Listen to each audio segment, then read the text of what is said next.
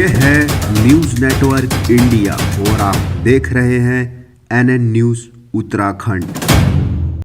नमस्कार, आप देख रहे हैं NN न्यूज उत्तराखंड और मैं हूं आपके साथ अंजू भाटी। आइए देखते हैं खबरें उत्तराखंड से।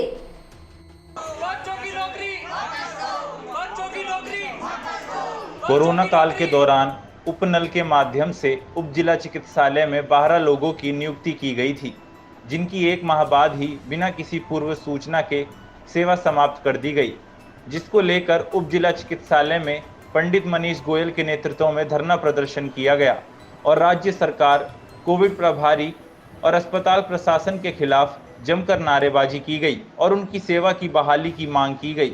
साथ ही एक ज्ञापन CMS के माध्यम से CMO को प्रेषित किया गया, जिसमें कहा गया कि यदि 1 सप्ताह के भीतर चिकित्सा कर्मियों की मांगें नहीं मानी गई तो धरना प्रदर्शन और भूख हड़ताल की जाएगी। गोयल जी, क्या कहेंगे? आज यहाँ पे सिविल अस्पताल में धरना प्रदर्शन किया जा रहा है, क्या कुछ मांगे हैं, किसको लेकर धरना किया जा रहा है?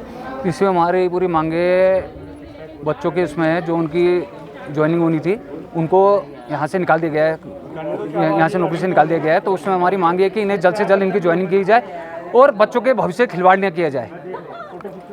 क्या मतलब ये कि कब निकाला था, क्यों निकाला था, तो क्या कारण है?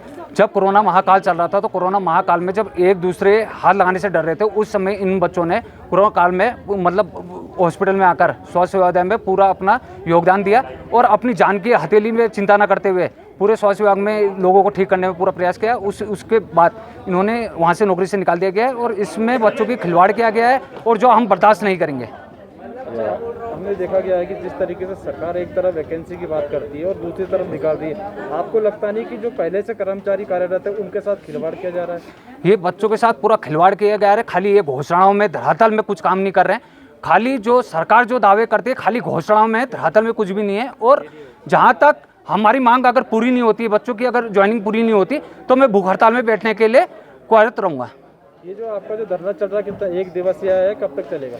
ये अगर आज हमारी मांगे पूरी नहीं करते तो ये पूरे हमेशा निरंतर काल तक हमारा चलता रहेगा धरना।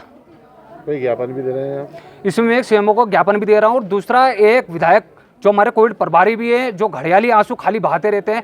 अब जैसे कोरोना काल में हमारे भाई बहन, हमारे माता भाई बहन जो देहांत हुआ था जिनका, उसमें एक इन्होंने शोक सभा भी नहीं बैठाई। और जैसे अपने टाइम आने पे ये घड़ियाली आंसू बहाते रहते, जब उनका टाइम आया तो उनके उसमें एक बार इसमें शोक दिवस में कभी इन्होंने कुछ मनाया नहीं और खाली घड़ियाली आंसू बहाते रहे। जी हाँ डॉक्टर साहब, क्या कहेंगे सर? उपनल जो कर्मचारी है उनको, उनका आरोप है कि अस्पताल प्रशासन ने हमें हटा दिया है सर। इनको धरने पे बैठे हुए, क्या कुछ सर इनका पूरा क्या है सर? देखिए, जब हमारा कोविड केयर सेंटर बना था तो हमें ये आदेश दिए गए थे कि कर्मचारियों को आप उपनल के माध्यम से कोविड केयर सेंटर के दौरान आप रख सकते हैं। तो हमने कुछ बच्चों को रखा था और इसके लिए हमने बजट डिमांड की थी इनको वेतन देने के लिए। अब क्या हुआ, जब हमारा कोविड केयर सेंटर से हम लोग नॉर्मल मोड में आ गए हैं, जब हमने नॉर्मल OPD वगैरह शुरू कर दी है और करीब हफ्ते भर से हमारे पास, उस दौरान जब हमारे पास कोई कोविड मरीज नहीं था, कोई पेशेंट ही नहीं था, तो हफ्ते भर वेट करने के बाद हम लोगों ने नॉर्मल उसमें मोड में हमने काम करना शुरू किया। तब इन लोगों की जो सेवाएं थी उनकी हमें ज़रूरत नहीं थी इस चिकित्सालय को, इसलिए उनको हटा दिया और इनका वेतन की प्रक्रिया हमने चालू कर दी है। सर, उन बच्चों का आरोप है कि बिना किसी पूर्व सूचना के, बिना नोटिस के उन्हें निकाला गया। देखिए, इनके उसमें लिखा हुआ है, इन्होंने खुद लिख के भी दिया हुआ है अपनी एप्लीकेशंस में कि हम कोविड के दौरान हम कोविड केयर सेंटर में कार्य करेंगे। तो जब कोविड केयर सेंटर, ताजा अपडेट के लिए आप जुड़े रहिए हमारे साथ सिर्फ और सिर्फ NN न्यूज उत्तराखंड पर।